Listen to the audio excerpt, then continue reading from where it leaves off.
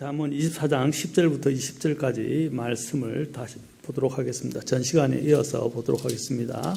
잠언 24장 10절부터 20절까지. 자, 그 중에서 오늘 특별히 10절과 11절, 12절 이렇게 보도록 하겠습니다. 역경을 당하는 날에 내가 기진하면 내 힘이 적은 것이니라. 너가 만일 죽음으로 끌려가는 자들과 죽임 당한 자들을 구출하려 하지 아니하고 말하기를 보라 우리는 그것을 알지 못하였노라 할지라도 마음을 살피시는 이가 그것을 깊이 생각하지 아니하시겠느냐. 또 내 혼을 지키시는 이가 그것을 알지 아니하시겠느냐. 그분께서 각 사람의 행위대로 각 사람에게 보응하지 아니하시겠느냐.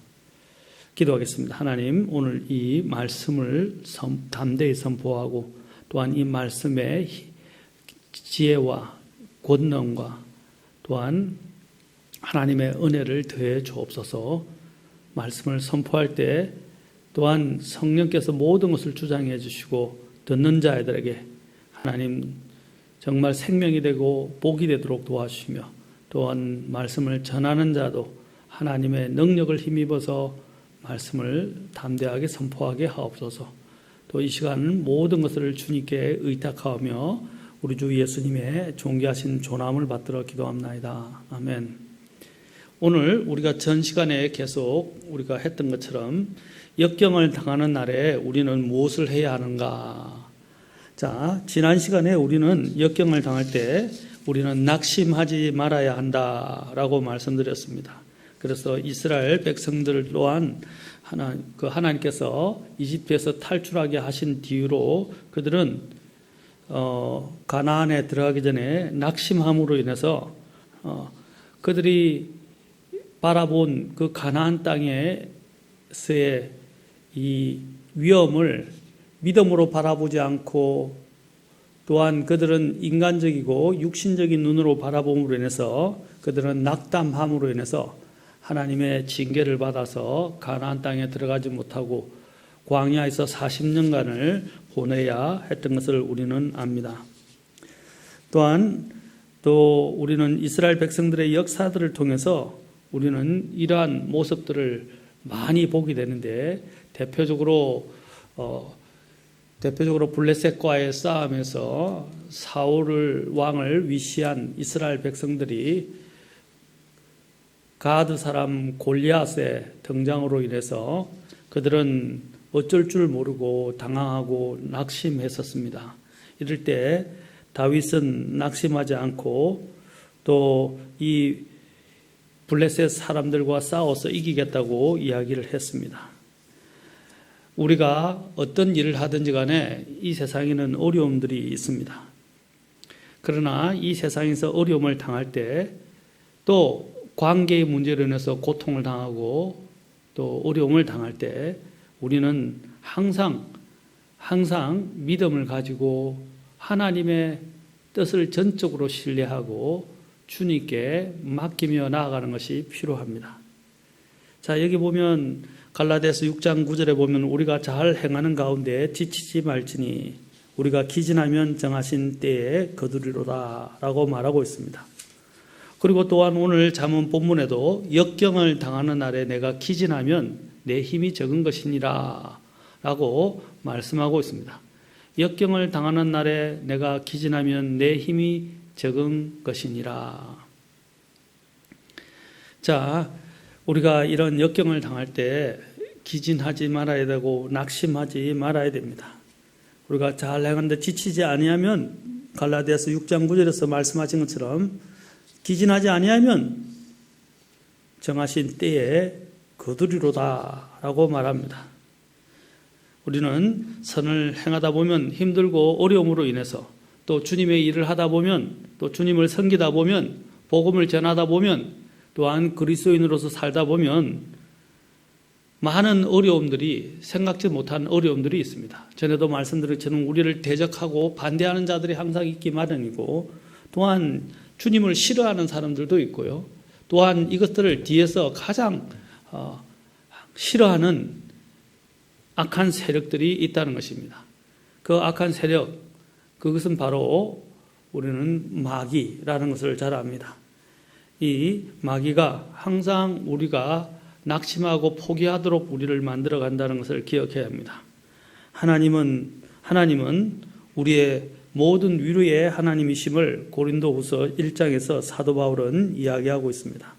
하나님은 모든 위로의 하나님으로서 우리의 이런 모든 어려움들을 다 아시고 모든 어려움 가운데서 모든 위로로 우리를 위로하시는 하나님을 우리는 신뢰해야 합니다. 또한 이러한 어려움 가운데서 고통당하고 있던 다윗이 한 말을 기억하십시오. 시편 42편 5절과 6절에서 다윗은 우리가 잘 아는 시편이죠.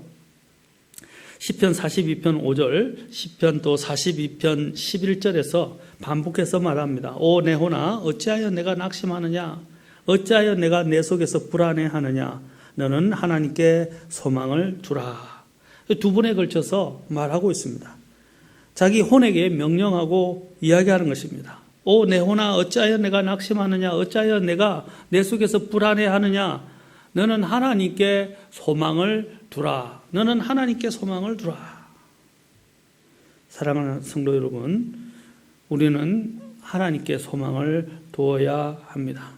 하나님은 모든 위로의 하나님이시며 우리의 모든 환난 중에서 우리를 위로하시는 분이다 라고 말하고 있습니다.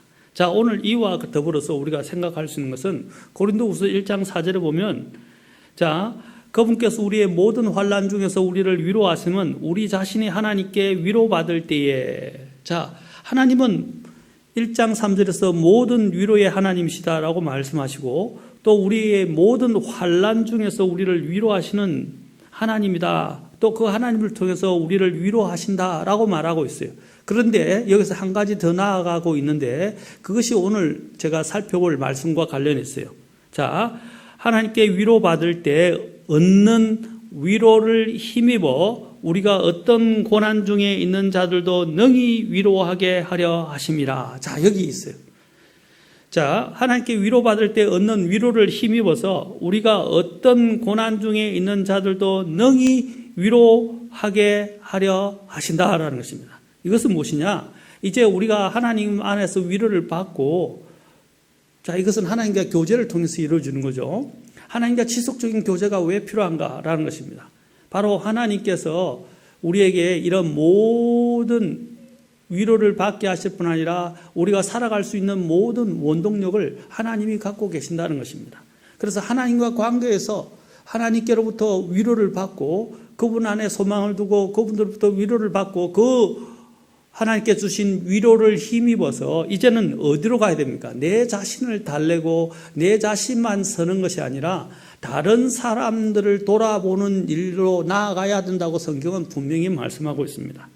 그래서 하나님께 위로받을 때 얻는 위로를 힘입어 우리가 어떤 고난 중에 있는 자들도 능히 위로하게 하려 하심이라. 자, 모든 사람이 제가 역경을 겪는다고 그랬어요. 어려움을 겪고 고난과 고통을 겪고 다 어렵습니다. 그런데 그리스도인들은 항상 생각하기를 자신만을 생각하면 안 돼요. 자신의 처지, 형편, 감정, 문제 그 속에 골몰하면 안 됩니다. 성숙한 그리스도인들은 이제 하나님께로부터 하나님과 교제를 통해서 자신들의 이런 어려움들을 이겨내고 일어서고 이겨내고 이제 그 하나님이 주시는 그 교제 가운데서 주님이 주시는 그런 힘과 위로를 통해서 이제는 어디를 봐야 하면 다른 사람을 보아야 된다라는 것입니다. 다른 어려운 처지에 있는 사람들, 그 사람들을 돌아보아야 됩니다. 그래서 우리가 어떤 고난 중에 있는 자들도 능히 위로하게 하려 하신다라는 것입니다. 어떤 고난 중에 있는 자들, 그러니까 다른 어떤 고난 중에 있는 자들까지도 우리가 이제 헤아릴 수 있는 그런 성숙한 사람이 되어야 합니다. 자, 그것이 오늘 본문과 관련되어 있어요. 본문에 보면, 자, 갑자기 역경을 당하는 날에 내가 기진하면 내 힘이 적은 것이다 라고 말하고 있는데 11절에서 내가 만일 죽음으로 끌려가는 자들과 죽임당할 자들을 구출하려 하지 아니하고 말하기를 보라 우리는 그것을 알지 못하였노라 할지라도 마음을 살피시는 이가 그것을 깊이 생각하지 아니하시겠느냐. 자, 우리가 여기서 생각해 볼 수 있는 것은 이제 여기서 우리가 관점을 돌려요. 우리가 역경이 당하는 날에 낙심해서도 안 되고 기진해서도 안 되지만 이제 하나님으로부터 오는 위로와 그렇죠? 하나님이 주시는 힘을 통해서 이제 우리가 일어서서 이제는 어디를 향해야 합니까? 무엇을 바라봐야 합니까? 이렇게 보면 죽음으로 끌려가는 자들과 죽임 당할 자들을 구출하는 것입니다. 여기서 죽음으로 끌려가는 자들을 죽임 당한 자들을 여기서 억울하게 또한 죽임 당하는 자들도 있고요. 또 이것도 자기도 모르게 그런 죽음의 길을 택해서 걸어가고 있는 무지한 사람들도 있다는 것입니다. 이런 사람들을 우리는 구출해야 합니다. 오늘 특히 이렇게 억울하게 구출당한 자를 먼저 우리가 생각해 봅시다. 그 다음에 두 번째로 무지한 상태에서 자신들이 죽는 것도 모르고 죽어가는 사람들도 있다는 것입니다. 오늘날 특히 억울하게 죽임을 당하거나 억울하게 고통을 당하는 사람들이 있습니다. 특히 우리가 많은 이 사회를 살아가면서 회자되어지는 용어가 있습니다. 무전유죄, 유전무죄라는 것입니다. 돈이 없는 사람들은 죄가 있다고 그 죄에 대해서 처벌을 받고 돈이 있는 사람들은 풀려나서 죄가 있음에도 불구하고 죄를 처벌받지 않는 이런 세상에 대해서 이야기하는 바로 사자성어가 무전유죄, 유전무죄입니다. 이것은 바로 우리가 살아가는 세상이 불의하다는 것을 말해줍니다. 여기서 우리가 할 수 있는 최선의 일은 무엇입니까? 이렇게 억울하게 죽게 된 사람들을 구출해야 한다는 것입니다. 특히 압제받고 멸시받고 생사의 갈림길에서 고통받는 그런 사람들을 구출해야 되는데 특히 성경은 과부와 고아들에 대해서 말하고 있습니다. 이 과부는 제가 말하는 과부는 그냥 남편이 없는 자를 말하는 것이 아니라 성경이 말하는 과부는 나중에 디모데서를 통해서 우리가 알 수 있듯이 성경이 말하는 과부에 대해서 성경이 이야기한 부분들을 뒤에서 살펴보겠습니다. 성경이 말하는 그 과부에 합당한 사람들을 성경은 참가부다라고 말합니다. 그러한 참가부들과 또 아버지 없는 이런 고아들을 비롯해서 억울하게 고통받는 사람들을 우리는 구출하고 구제하는 일에 힘써야 합니다. 자, 먼저 우리는 이 일들을 교회 내에서부터 해야 돼요. 저는 사회사업을 하라는 말이 아닙니다. 교회는 사회사업을 하는 단체가 아닙니다. 물론 여력이 있다면 이러한 사회사업까지 나아가면 좋겠지만 사회를 구제하고 사회사업을 하는 것이 교회는 아닙니다. 교회는 무엇보다도 가장 중요한 것이 뭡니까? 영혼들을 구령하고 영혼들을 또한 양육하고 또 하나님의 이 복음과 선교의 일이 가장 급선무입니다. 오늘 이런 우선순위가 바뀐 교회들이 있어요. 이 교회들이 건 잘못된 것입니다. 교회의 가장 우선순위는 바로 그 교회를 세우는 일이에요. 교회를 세우는 일 중에는 두 가지가 있죠. 각 그 교회 안에 있는 성도들을 살피고 또한 먹이고 그렇죠. 그들을 양육하고 그들을 또한 보호하고 그들의 믿음을 성장시켜주고 더 주님을 섬길 수 있도록 만들어가는 것이고 또한 악한 자들과 악한 그 우리의 원수들과 또 믿음으로 싸워서 이길 수 있는 역군을 만들어내는 것입니다. 그 다음 두 번째로는 무엇입니까? 저 바깥에 있는 하는 죽어가는 사람들에게 복음을 선포하는 일이에요. 그것이 교회가 해야 될 첫 번째 일입니다. 그런데 요즘 교회가 보면 자꾸 사회의 사업 쪽으로 나아가는 사람들이 있어요. 그것은 바람직한 일이 아닙니다. 교회는 사회 사업을 하라고 또 사회 구제를 하라고 부르심을 받지는 않았습니다. 물론 그런 일들을 여력이 있을 때 같이 하는 것은 좋은 일입니다. 그러나 그것이 모든 것들의 전부이고 그것에 모든 것들에 우선순위를 두고 집중해서는 안 됩니다. 자, 제가 하고자 하는 말은 먼저 교회 내에서 우리는 이런 억울하게 고통당하는 자들을 우리는 돌아보아야 합니다. 또 이 세상에도 보면 억울하게 고통받고 죽어가는 사람들이 많이 있습니다. 또 많은 누명과 누명을 덮어쓰고 또 오해를 받으면서 정신적으로 시달리는 사람들이 있습니다. 오늘날 이 세상에 돌아가는 형편을 보면 사람들이 자신들의 죄들과 자신들의 이 허물들은 보지 아니하고 다른 사람들에 대한 잘못 또는 다른 사람들의 이 소문만 듣고 진위 여부를 확인하지 않고 그냥 떼거지로 몰려가서 다른 사람들을 심지어는 확인 사살하는 사람들이 있어요.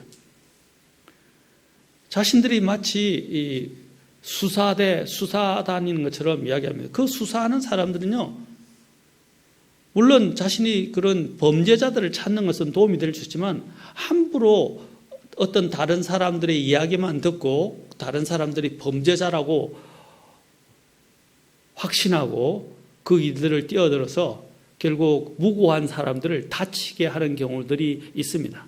우리는 조심해야 됩니다. 항상 여러분 이런 문제가 발생했을 때 우리는 그 진위에 대해서 양쪽의 입장을 다 들어봐야 합니다. 판사가 하는 일이 뭡니까? 검사가 고소하고 있는 그 일에 대해서 판사가 피고자라고 불려지는 사람과 또 피고자와 그 다음에 또 그 아래 이 가해자라고 불려지는 사람들, 피고인과 또 범죄자라고 생각되어지고 피고인과 또 피해자라고 생각되어지는 사람들의 입장들을 다 돌아보고 그 다음에 그 이야기를 듣고 난 다음에 판결을 내리는 것입니다.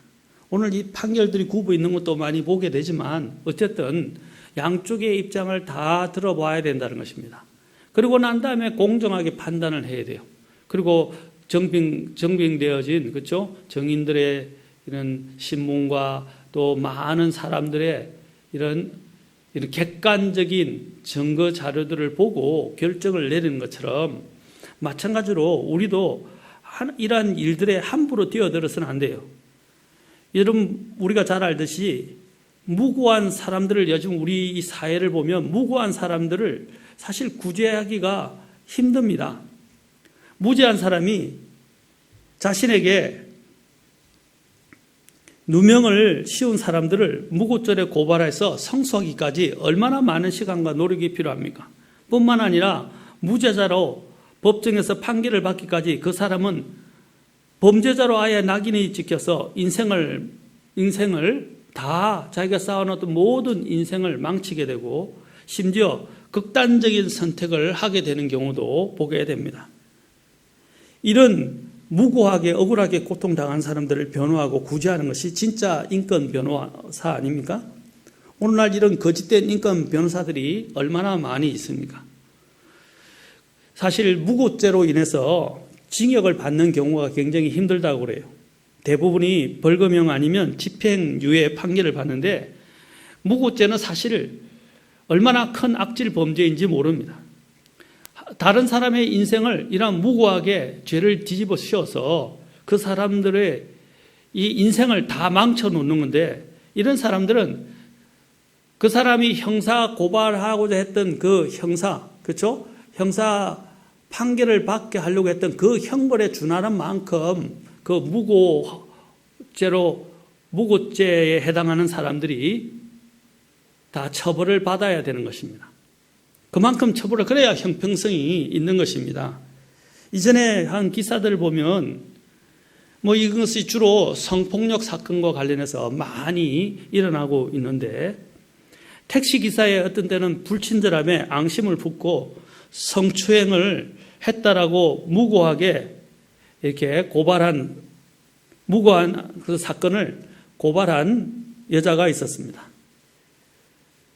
그랬다가 무고했다가 시정을 나중에 다 발각이 됐는데 블랙박스가 없었더라면 큰일 날 뻔했어요. 그 블랙박스로 인해서 이제 모든 그 여자가 무고를 했다는 것들을 발견됨으로 인해서, 발각됨으로 인해서 결국 그 여자는 실형을 받게 되었습니다. 또 무고죄 피해 남성이 있었는데 가해 여학생과 어떤 관계를 가졌다고 알려지게 되었어요. 그런데 사실은 보면 나중에 보니까 이름도 얼굴도 전혀 모르는 상태에서 지인 폰을 훔쳐갔다가 가해 여학생의 계략으로 인해서 서로 연락을 한 것처럼 꾸며지게 되었다고 합니다. 사실 그 가해 여학생은 가출 청소년의 빈집 터리범이었는데 피해 남성을 알기도 전에 이미 임신을 해버린 상태였고 후에 자신의 집에 들어갔다가 부모님께 임신 사실이 걸리자 그 폰을 보여주면서 그 피해 남성에게 성폭행을 당했다고 거짓말을 했다고 합니다. 그 피해 남성은 그로 인해서 약혼한 여자와도 깨어지게 되었고 취직된 대학교에서도 성범죄자라고 알려져 강제로 사직서를 쓰게 되어서 직장에서 잘리게 되고 본인은 물론 가족까지 주위에서 온갖 비난을 감수해야 했습니다. 겨우겨우 가해 여학생의 무고로 인해서 무고했다는 것이 드러나게 됨으로써 완전 무혐의 혐의로 풀려나서 1억 원의 손해배상을 청구했지만 가해 여학생 집안이 배상 능력이 안 돼서 받지도 못했다고 합니다. 전혀 받지도 못했다고 그래요. 국가를 대해서도 또 손해배상을 청구했지만 이것도 수사기관의 과실이 아니다라고 국가 상대를 한 손해배상에서도 패소를 했다고 합니다. 또 초등학생이 선생님을 무고한 사건으로 해서 우리가 성경에도 또 우리가 이전에 신문에도 났었죠. 또 어떤 성추행 사건으로 또 선생님을 무고해서 그 선생님이 결국에는 인권위원회에 분리다니다가 자살을 하고만 그런 경우도 있습니다. 그러니까 일방적인 말만 듣고 그 사람만을 위하게 된다면 이것은 무엇입니까? 항상 사건 진위를 파악하고 그 다음에 그 모든 것들을 증거 조사를 한 다음에 그 다음에 확실하게 판결을 내야 되는데 그냥 일방적으로 어떤 사람의 주장만을 듣고 판결을 내리고 또 심지어는 네티즌이나 어떤 일반 이런 사람들조차도 그것에 동료되어 양쪽의 말을 제대로 듣고 판결을 지켜보지도 않고 자신들이 판관이 되어서 나가서 무고한 사람을 심지어는 인생을 망가뜨리거나 죽게 만드는 일들이 있다는 것입니다. 어떤 때는 면접을 갔는데 면접비 안 준다고 앙심을 품고 무고죄로 또 성추행 무고죄를 법했다가 벌금을 받았던 사례들도 있습니다. 요즘 바로 이런 사회가 이런 사회입니다. 사랑하는 성도 여러분, 성급히 판단하지 마십시오. 저와 여러분이 판결을 내리려 하지 마십시오. 법정이 있고요. 그렇죠? 우리가 범죄를 찾는 데 도움이 될 수는 있지만 함부로 섣불리 우리가 속단하고 그런 데 뛰어들어서 억울한 사람들을 다치게 하지 말아야 합니다. 오늘 성경에 나오죠. 죽음으로 끌려가는 자들과 죽임 당하는 자를 구출하려 하지 않는다. 우리가 섣불리 판단해서, 그렇죠? 섣불리 그냥 판단해서 막 어떤 사람들을 범인으로 몰고 그 사람들을 매도하고 그 사람들을 이렇게 심판하려 한다는 것은 위험한 일입니다. 그래서 성경에서도 함부로 판단하지 말라는 것입니다. 또 미국에서도 교회 목회자가 아무런 잘못이 없는데 교회 목회자가 성추행을 했다고 또한 고발을 당해가지고 앙심을 품은 한 여자가 그렇게 고소를 했어요. 그리고 그것들을 인해서 그 목회자는 결국 사임을 하게 되고 모든 자신의 인생을 마감해야 하는 그런 불행한 일들도 생겼다는 것입니다. 실제로 미국에서 있었어요. 사랑하는 성도 여러분, 우리는 이러한 경우에 어느 편에 서야 됩니까? 우리가 어느 편에 먼저 서기보다도 가장 중요한 것은 항상 공정하게 바르게 증거를 갖고 충분히 심사숙고한 후에 판단을 해야 한다는 것입니다. 이런 일들에 함부로 뛰어들지 마십시오. 이런 일들을 그냥 손만 들고 함부로 흥분하지 마십시오. 우리는 항상 신중해야 합니다. 항상 확실한 증거가 나오기 전까지 그리고 또 우리가 판결을 하는 게 아니라 세상에는 세상 법정이 있어요. 우리는 또한 교회에 대해서는 하나님의 법이 있어요. 우리는 하나님의 법에 따라서 움직이면 됩니다. 오늘 여기 본문에 보면 잠언 24장 11절에서 내가 만일 죽음으로 끌려가는 자들과 죽임당하는 자들 구출하려 하지 아니하고 말하기를 보라 우리는 그것을 알지 못하였노라 라고 말하고 있습니다. 여기서 이 말하는 바는 무엇입니까? 잠언 기자는 우리에게 이런 죽게 된 사람들을 구하는 데 있어서 건져내는 데 있어서 주저하지 말라라고 말하고 있습니다. 또 여기 보면 이들이 변명하는 것이 있죠. 보라 우리는 그것을 알지 못하였노라 라고 말합니다. 왜 몰랐겠어요? 알고 있었다는 것입니다. 알고 있었지만 그들은 그것을 내 일이 아니니까 신경을 쓰지 않는다. 오늘 이러한 이기적인 세상에서 우리는 다른 사람들의 이런 억울한 일들과 또 심지어는 이런 고통을 당하는 일들에 대해서 너무 무관심하거나 그것들을 회피하거나 외면하려고 하는 경우들이 많이 있습니다. 이러한 형편에 처한 사람들을 보고도 모른 척하지 말라는 것입니다. 여기도 보셔도 우리는 그것을 알지 못하였노라. 그러나 하나님께서는 뭐라고 말씀하십니까? 내 혼을 지키시는 이가 그것을 알지 아니하시겠느냐. 하나님은 알고 계신다는 거예요. 특히 우리가 알고도 그것을 외면하고 무시한 것을 하나님은 알고 계신다고 말씀하십니다. 자, 결국 하나님께서는 뭐라고 말씀하십니까? 11절에서 그분께서 각 사람의 행위대로 각 사람에게 보응하지 아니하시겠느냐라고 말씀하고 있습니다. 여러분, 이런 특히 억울하게 고통을 당하는 사람들, 또 억울하게 죽게 된 사람들의 입장을 한번 생각해 보십시오. 우리는 그렇다면 그들이 충분히 이런 낙심과 절망 속에 빠져 있을 수 있다는 것을 헤아려 볼 수 있습니다. 우리가 이것을 뭐라고 한자로 말합니까? 사자성어로 역지사지라고 말합니다. 다시 말해서 상대방의 처지나 형편에서 생각해보고 이해하라는 거예요. 입장을 바꿔서 생각해보라는 것입니다. 영어 속담에서는 다른 사람의 신발을 그저 한번 신어보라라고 말하고 있습니다. 그 말은 그 사람의 입장에서 생각해보라는 것입니다. 사람들이 살다 보면 다 나름대로 자기 생각들을 가지고 다 각각 생각하는 바가 다 다르기 때문에 자연스럽게 사람들 사이에는 의견 충돌도 있고 갈등이나 논쟁이 일어날 수 있습니다. 바라보는 관점이 다 다를 수 있고 생각하는 바가 다 다르기 때문입니다. 그럴 때 사람은 항상 자신의 입장만 생각하고 자신의 마음만 헤아리고 달래려고 하는 것이 이 인간의 본성입니다.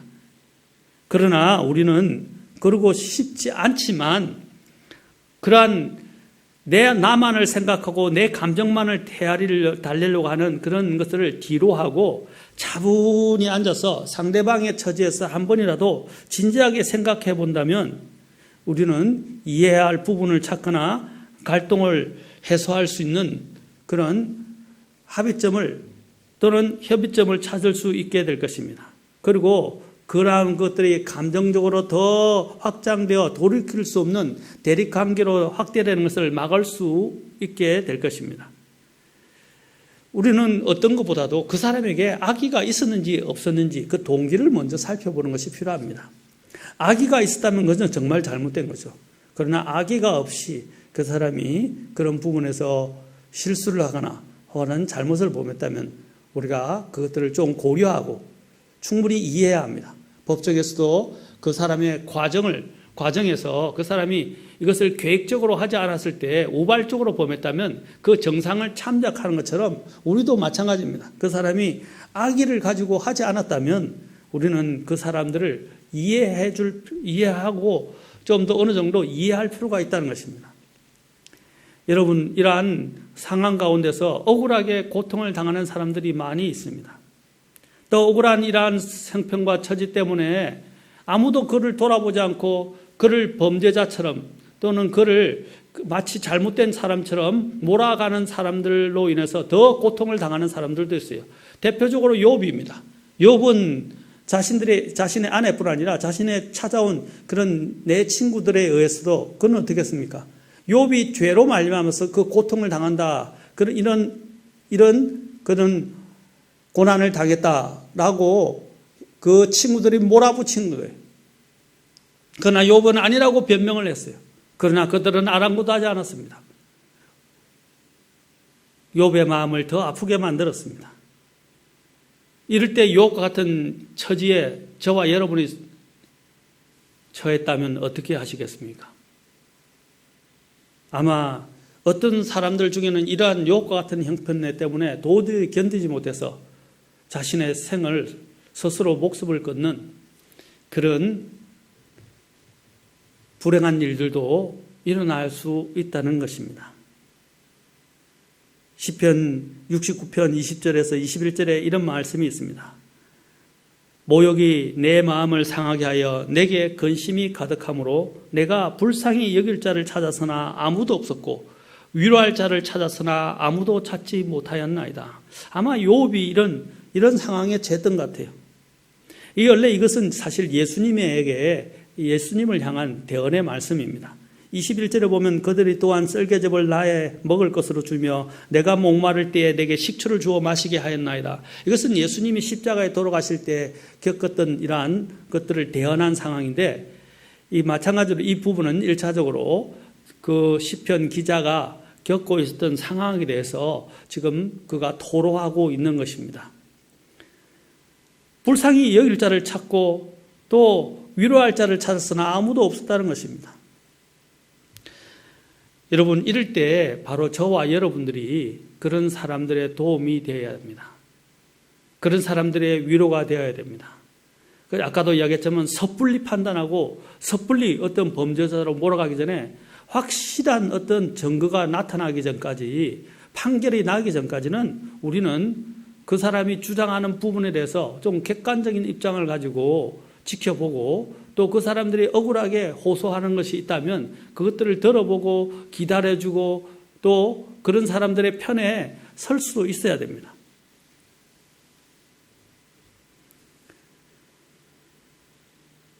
이러한 사람들을 헤아려주는 사람이 없어서 시편 142편 4절에는 내가 나의 오른쪽을 바라보고 살펴보았으나 나를 알려하는 자가 없었나이다. 내게는 피난처가 없으며 내 혼을 돌보는 자도 없었나이다. 라고 이와 같이 신경을 토로하는 사람들도 있을 수 있습니다. 아까도 말씀드렸지만 이런 가운데서 낙심하고 절망에 빠져 있는 사람들은 어쩌다 보면 그들은 자신의 목숨을 스스로 끌는 이런 비참한 결말을 맞이할 수도 있다는 것입니다. 사랑하는 성도 여러분, 우리는 이런 부분들을 좀 조심스럽게 살펴볼 필요가 있을 것입니다. 만일 우리가 억울하게 죽게 된 그런 상황에 처했다면 아마도 우리도 낙심과 절망 속에서 모든 걸 포기하려고 할 수도 있을 것입니다. 그런데 이때 누군가가 우리를 억울하게 죽어가고 있는 그 상황에서 구출되도록 변호를 해주거나 도움을 주거나 실제로 자신을 던져 구출해 주기를 바라지 않겠습니까? 그런 사람이 나타나면 감사하지 않겠습니까? 만일 저와 여러분이 스스로 아무것도 할 수 없고 스스로 구원할 수 없고 그런 절망과 낙심 가운데서 자포자기하여 죽는 날만 기다리고 있을 때 어느 누군가가 우리를 그 상황에서 속히 건져주기를 간절히 바라지 않겠습니까? 우리는 여기서 주 예수님께서 우리를 위해서 행해 주신 놀랍고 감사한 일을 해고해 보지 않을 수 없습니다. 여러분, 바로 예수님께서 우리가 그런 상황에 있었을 때 아무도 우리를 돌아보지 않고 우리는 영원한 멸망을 향해 가고 있었을 때에 예수님께서 우리를 돌아보셨다는 것입니다. 저 하늘을 영광의 왕좌에 앉아 계신 분께서 우리의 처지를 보고 형편을 보고 불쌍히 여기셔서 저 하늘의 왕자의 영광을 버리시고 이 땅에 내려오셔서 우리를 위해서 죽어주셨습니다.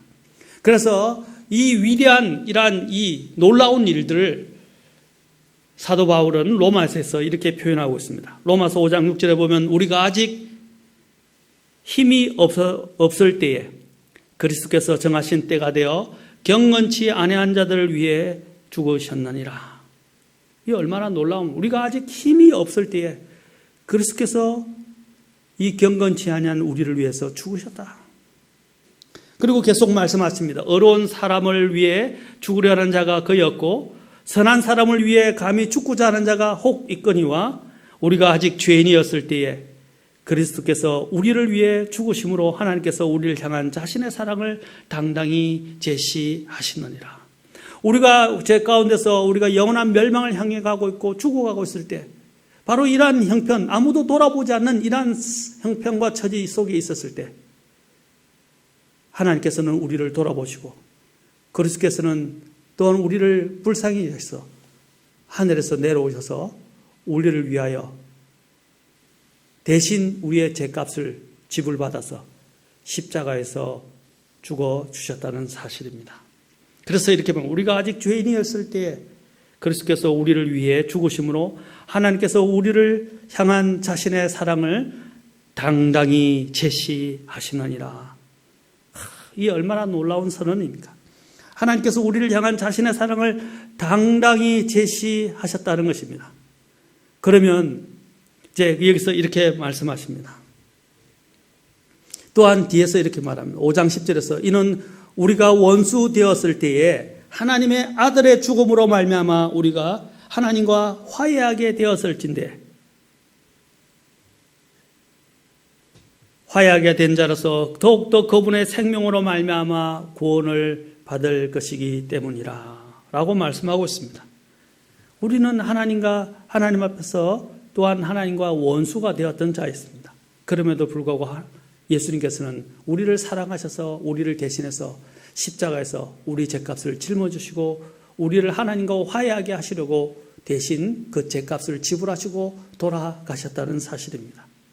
그래서 우리는 하나님과 이제 예수님을 통해서 화해할 수 있게 된 것입니다. 그리고 구원을 받게 된 것입니다. 그래서 사도 바울은 계속 말합니다. 로마서 5장 11절에서 그럴 뿐 아니라 우리가 우리 주 예수 그리스도로 말미암아 우리 주 예수 그리스도로 말미암아 우리를 위해서 대신 죽었다가 부활하신 바로 그 예수 그리스도로 말미암아 속죄를 받았다고 말하고 있습니다. 그분을 통해 또한 하나님을 기뻐하느니라. 그분을 통해 하나님을 기뻐한다. 사랑하는 성도 여러분, 우리는 힘이 없었고 죄인이었고 하나님과 원수였습니다. 그리고 아무런 소망이 없던 자였습니다. 그런데 우리는 예수 그리스도께서 우리를 긍휼히 여기셔서 우리의 처지를 돌아보시고 이 땅에 오셔서 우리를 대신해서 죽어주심으로 말미암아서 우리의 죄값을 대신 지불하심으로 말미암아서 우리는 자유함을 얻게 됐고 구원을 얻게 됐고 또 하나님과 화해하게 되었다는 사실을 이 얼마나 감사합니까? 바로 우리 같은 이런 죽게 된 형편을 하나님께서 돌아보신 것입니다. 여러분 찬송가 중에 우리가 죽게 된 것을 안 돌아봅니까? 그러나 주님은 돌아보셨어요. 우리가 죽게 된 이런 형편을 돌아보시고 그분께서는 육체를 입고 이 땅에 오셨던 것입니다. 하나님이신 그분께서 육체를 입고 이 땅에 오셔서 우리를 위해서 죽어 주셨다는 것입니다. 억울하게 죽게 된 자를 우리는 건져내야 할 책임이 우리에게 있다는 것입니다. 그 성경에서는 분명히 말씀하십니다. 마음을 살피시는 이가 그것을 깊이 생각하지 아니하시겠느냐? 또 내 혼을 지키시는 이가 그것을 알지 아니하시겠느냐? 그분께서 각 사람의 행위대로 각 사람에게 보응하지 아니하시겠느냐? 라고 말씀하십니다. 사랑하는 성도 여러분, 우리는 그 책임을 하나님께서는 그 우리가 했던 모든 부분에 대해서 하나님께서는 분명히 보응하십니다. 우리는 억울하게 죽게 된 사람들을 건져내야 될 책임이 있다는 것입니다. 또 죽어가는 사람들을 구해내야 될 책임이 있다는 것입니다.